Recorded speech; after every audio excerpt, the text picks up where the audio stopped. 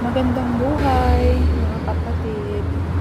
Ngayon samahan nyo ako at tignan natin ang presyo ng bilihin dito sa lugar namin sa UAE. Pupunta ngayon ako sa Amber Supermarket dito sa Sharjah. Tignan natin kung magkano ang presyo ng bilihin. Since meron dibang nagaganap na US, Israel, tsaka Iran. Balita ko kasi nagtaas na lahat ng mga presyo ng bilihin. Kaya check natin. Yan, yung patatas, yung bawang. Tignan natin yung mga presyo nila. Yan yung price ngayon dito sa UAE.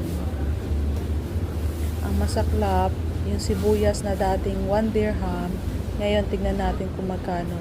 Wow, 5.99. Yung kamatis dati may 2 dirham, ngayon 7.99. Ngayon sa naabot ang ating sahod, mga kapatid.